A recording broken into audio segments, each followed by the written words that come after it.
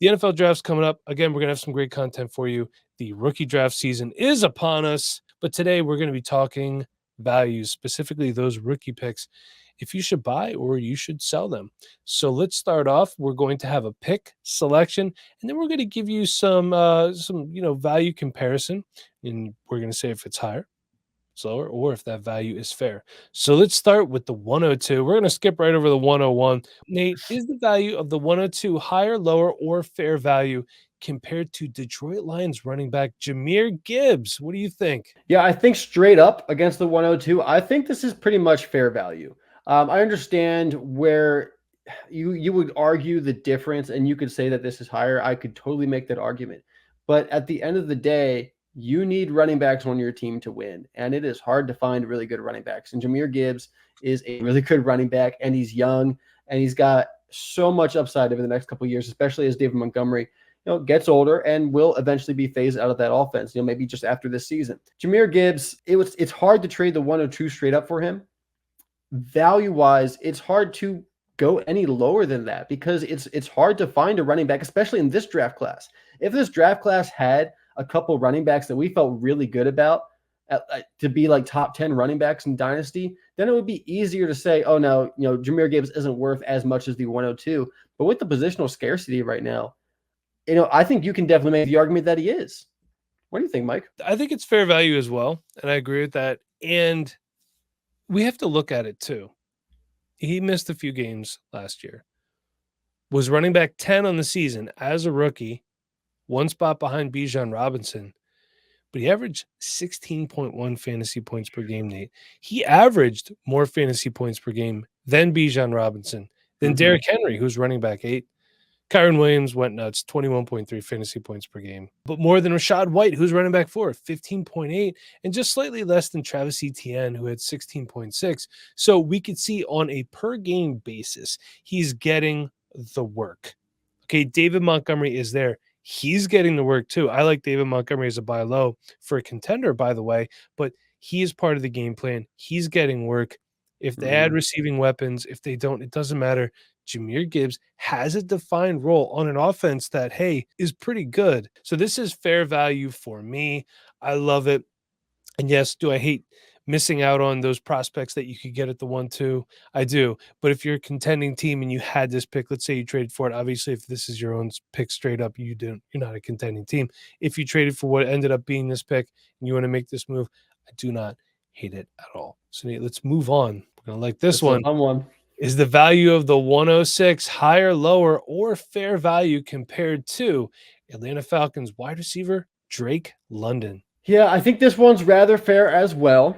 But personally, taking a look at the prospects available at the 106, I'm expecting Rome Odunze to be available there. And I would personally rather have Rome Odunze than Drake London. I think the value-wise for London, with Kirk Cousins being there, with the new offensive coordinator, new head coach, everything new, we know there's a lot of talent with Drake London. So I think it's fair to ask for the 106 if you were, going after Drake London. When I look, like I said, I'd rather have Rome Odunze. And when I look at other players that I could probably acquire for the 106, there's other players I would rather acquire than Drake London, Mike. So while I think this is somewhat fair value, there's just other options I think at this value I would rather go after. Guys like Chris Olave, Brandon Ayuk, Nico Collins, Jalen Waddle. I feel more confident going forward with those guys than Drake London. Number one, they've shown more production already. And moving forward, I can see at least similar production to London, if not more. And part of that becomes, look, I know it's really exciting that Kirk Cousins is now in Atlanta, and there's a lot of pieces there. And on paper, it looks incredible for fantasy football. But Kirk Cousins is also a mid-30-year-old coming off an Achilles injury in a new offense. It's not necessarily just going to be, 350 yards a game through the air from week one. I think we might need to temper expectations a little bit. It's definitely going to get better for Drake London, but just how much better is it actually going to get? I'd rather go ahead and get one of those other guys I mentioned earlier, like Chris Olave, Brandon Ayuk, Nico Collins, Jalen Waddle, who I know are going to get the production I need to win. There's other guys I'd like. We're talking about at the 106. You mentioned Rome Odunze. I agree with that. I also had down on here, team dependent, of course, but Brock Bowers might be there. Perhaps Brian Thomas Jr. I'd like to pay a little bit less, like the 107 to 109 range. But we're talking about guys that have shown you something so far. And they, like I said, I'm coming around on Drake London, but why would I get him when I could get a guy like, I don't know, DK Metcalf, who has been more consistent? Now, not the sexiest name anymore, but I remember the time when he was a top 5 wide receiver in fantasy. Yeah. He was wide receiver 21 last year, but if you look at his career, over 1,000 yards 3 times out of his 5-year career, but the other 2 times he wasn't over 1,000. It was 900 with 7 touchdowns and then 967 with 12 touchdowns. So I'm not saying he's quarterback proof, but he's been productive every time he stepped up foot on the field. This is a good, to me, sometimes it's not about going after names. I always have a lot of people ask me, say, I want Justin Jefferson, I want Josh Allen.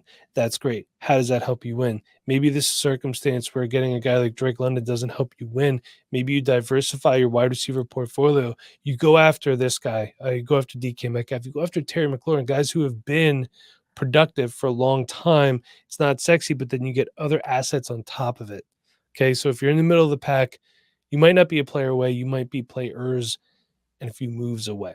So just one thing to think about there. If you're going after DK, you don't have to pay the 106, Mike. So what pick are you moving for DK? Like the 109? I think you could probably do a little bit less than that right now, 110? especially with everybody having rookie fever. If I could do like the 111, 112, 201, I would try around there. Or if you're insistent on moving the 106, you get DK Metcalf back. You might be able to get DK in a late second back, in which case I'm going to strongly consider that.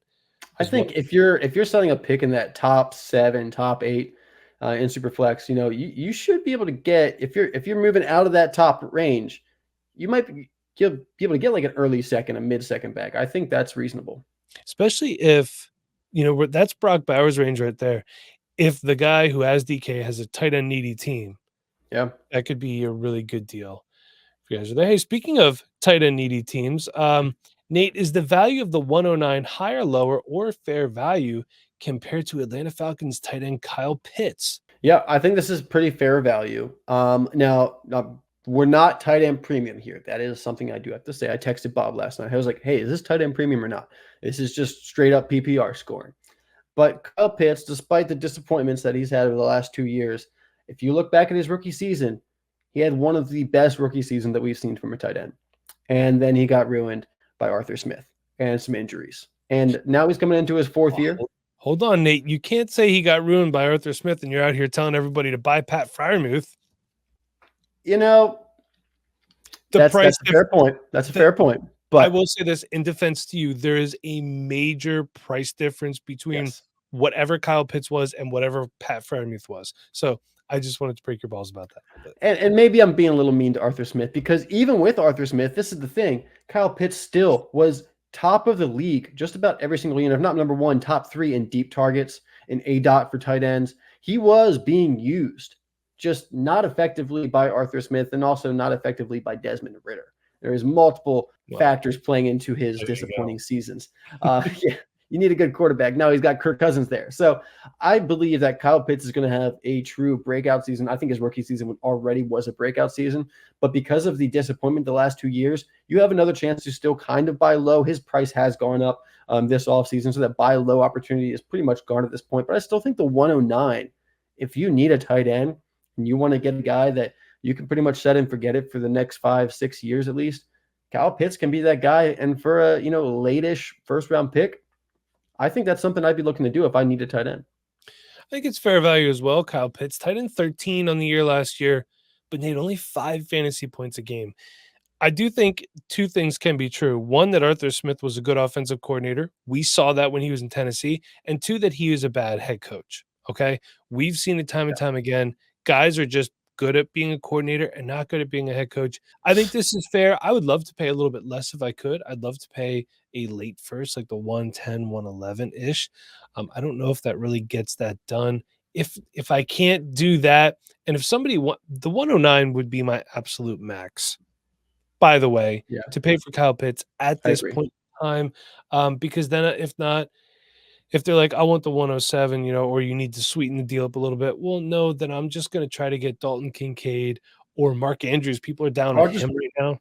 I'll just draft Brock Bowers at that point. I'll draft Brock Bowers. I'll try to get like a Dalton Schultz or something like that. So that's my absolute limit on Kyle Pitts, but I do agree with you and think that it's fair. Okay, let's head on over to the second round. Is the value of the 201 higher, lower, or fair value compared to Tennessee Titans quarterback Will Levis? Bob did a great job picking these, but they're all fair value with caveats, I guess. And with Will Levis, I'm not paying a first rounder for Will Levis. So like the 112, the 112 is higher for me than Will Levis. But you get into the second round, the 201, just one pick later, at that point, I am kind of willing to move that for Will Levis. But in my eyes, there's other quarterbacks I'd rather go after with that 201. And maybe it's difficult to get those starting quarterbacks that have a little bit more stability without having that first round pick in front of it. But can I go after a Baker Mayfield with a 201? I'm sure I can. I can get Baker Mayfield with a 201. Interesting. And he's got a 3-year deal in Tampa Bay. I feel better about him moving forward than Will Levis. If Will Levis puts up Baker Mayfield numbers, you'd be really happy with making that trade. So why not just go get Baker Mayfield and know what you're getting? Otherwise, can I maybe add something to the 201 to go get Bryce Young, who I still believe in? The Carolina Panthers are trying to build around him. I expect them to draft another wide receiver. If you have Deontay and whatever wide receiver they draft in the second round, you might be putting together a nice little offense there eventually. Or Mike, you would like this one. What can we do with the 201 to get Jared Goff? That's the real move to make here, because Jared Goff is slightly more valued than the 201, but I don't think you have to add too much to the 201 to go get him. Maybe it's a late second, maybe it's an early third, probably more like a late second. I think you have to probably give 2 seconds to go get Jared Goff, but he's about to get a huge contract extension over there in Detroit. He's got a really good offense around him. He's been really good for fantasy, very consistent as well. I'm doing what I can to add to the 201 to get Jared Goff in this situation, not Will Levis. So, yeah, I'd be all in on that. That being said, I do think that this is fair value. This could be potentially the cheapest that you could get Will Levis for right now, to be honest with you. It could work out. I kind of like what the Titans are doing. It's one of those things where maybe getting rid of Mike Vrabel wasn't such a bad idea after all. And they got an offensive-minded head coach now. Yeah. I think there's definitely a lot of pieces put in place for Will Levis to succeed. Yeah. With Calvin Ridley going there, D-Hop's still there. Maybe Burks playing out of the slot can actually be productive. I'm hoping so. I'm hoping so as well. But I think they put together a good offense for Will Levis to grow in and possibly succeed in. But outside of that first game he started last year, he did not look good. Now he's a rookie quarterback that needs to, continue to get up to speed in the NFL. So, there's certainly a good chance that he breaks out this year, and who knows, by the end of the year, he could be a top 15 quarterback. There's always that possibility. But what he did at the end of the year doesn't necessarily give me a lot of confidence in that. Nate, before we head out, just a few quick questions. Are you buying into the late second round of rookie drafts? If so, who are you targeting? Would you sell a late 24 second for a guy like Jake Ferguson, Kendre Miller, Zamir White? Or are there any other deals that you're making to get a late second in return? Yeah, so multifaceted question here. Am I buying into the second round? And if I'm selling out of the second round, who am I targeting? Bob put these names on here on purpose. He put the names that we like. Absolutely trading a late second for Jake Ferguson, for Kendre Miller, for Zamir White. That's easy money for me. The only one that gives me hesitation there is Kendre Miller. See, I know Alvin Kamara is still there. But they gave him the starting opportunity at the end of the year last year, and he performed well. And he was a day 2 pick last year. I don't have too much hesitation. Honestly, my biggest hesitation with Kendre Miller at this point is just health, because he struggled to get on the field last year because of health. Yeah. So I don't think it's a talent issue. I think it's a health issue. But I don't want to take too much from a injury riddled rookie year. We'll see what happens this year. But who am I targeting? And if I'm trying to buy into the second round, I would sell guys like Aaron Jones, Cortland Sutton, Zach Moss, Michael Wilson, Quentin Johnston to get into the second round. Even that's a late second round, because then I'm targeting guys like Marshawn Lloyd, Bucky Irving, Jalen Polk, Xavier Legette, and then maybe a tight end like Jatavion Sanders falls to the late second, or Ben Sinnott. If he gets a good landing spot, I could be looking at him in the late second. And I like those guys. If you can pick up a running back in the late second this year, that could end up being a starter for you. Yeah. The running back class, it's not top heavy, but there's some good pieces in the middle of this draft, and they're falling into that second round right now, and mostly into the late second round. We'll see what happens once they get draft capital and landing spots, but I like the late second to pick up some running back depth. And right now, everyone needs running back depth. Yeah, that's a great point. And for me, it's situational. Of course, I would gladly buy any of these players for a late second. Of course, Kendre Miller being the one that's giving me pause.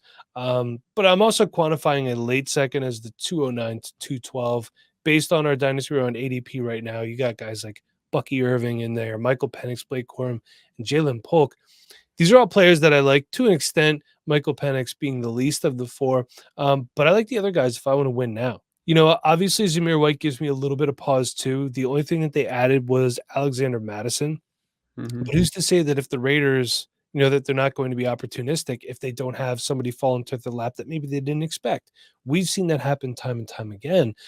Jake Ferguson is a no-brainer for me. I did go on fantasycalc.com and I saw this trade, and I'm curious if you would make this trade, kind of a tier down trade, Nate. Would you do Trey McBride for Jake Ferguson and a 24 second? No. You wouldn't? You would just keep Trey I need McBride? a first on top of Ferguson probably to Okay. move for McBride. And Okay. I'm actually probably down on McBride than other people. Really? Interesting. Maybe like the 201, 202. One last question before we leave. Are you buying into the third round of rookie drafts? If so, who are you targeting? Could you sell, or would you sell a 24 third for a guy like Mike Williams, Chase Brown, or Dalton Schultz? Put some respect on Dalton Schultz. What? Man. Mike, when I saw this, I got mad at my computer. Can you actually sell a third round pick for Dalton Schultz right now? That is ridiculous. I'm going to look it up on Fantasy Calc. He's another guy that I don't know why people He just got paid. That's what I'm saying. But aside from CJ that, Stroud is his quarterback. Like, every time Dalton Schultz has been a starting tight end, which has been for a number of years now, he's been extremely productive. I mean, I don't think Bob is just making up these values. is he like the new Brandon Cooks of tight ends? So I would sell, like, obviously a third for Dalton Schultz. Same. Mike Williams, Chase Brown. If it's like a mid third, sure, mid late third for either one of those guys, take some shots on my productive team. See what happens with Mike Williams coming off the ACL injury. I don't have super high expectations, honestly. And Chase Brown, I like Chase Brown, and rumor has it Zach Moss came in to complement him rather than the other way around. So I do have some interest there, but also I'm a little worried maybe the Bengals do go after a running back if they have the opportunity in the draft, and that becomes a really muddy backfield. So I'm probably looking at guys to, like, if I'm selling into the third round, I'm selling guys like A.J. Dillon, Damian Pierce, Rondale Moore, Jalen Hyatt. I know you kind of like him as a sleeper, but I'm selling him for a chance to go into the third round and target guys like Ray Davis, Will Shipley, Brendan Rice, Javon Baker, Devontae Walker. Those are some targets that I think have some good upside that are still available in the third round. This year, there's a lot of fantasy relevant players that are going to be drafted in round 1, 2, and 3. And I think there's going to be enough of those players drafted that they go well into the third round. And there's going to be opportunity for you to pick up players with opportunity in the third round. So I think it is a great time to go get those third round picks while people are still kind of undervaluing the mid round picks. And even if you end up not liking the third round, you can use those third round picks to move up in the second, move around the draft board when you need to, maybe even get draft capital for next year. So I always like going after third round picks. So do I. And the third round looks pretty good. Nate, you don't have to trade in the third round to get Ray Davis. He's at the 401 right now based on Dynasty Round ADP. It's even better. What are we doing? There's a ton of guys in the third round that I love. Marshawn Lloyd, Malachi Corley, Xavier Legette is at the 303 right now. We got Tez Walker, Roman Wilson, my man Javon Baker. We both love him. Audric Estime, Ricky Pearsall, Ben Sinnott, Jalen Millet, and Brendan Rice. That is one heck of a third round. I love trading in the third round. These are guys who have potential to be starters on your team in the future. Now, I always say if you're drafting starters in the third round, you're doing something wrong. If you're drafting starters right now in the third round, you're doing something wrong. If one of these guys hits and ends up being a starter, hey, you just won the fantasy lottery. So get back in there if you like these guys and you like their landing spots. Thank you so much for listening to episode 400 of the Dynasty Rewind. So here's to our first 400 and another 400. So until next time, for Nate, I'm Mike. Thanks for listening.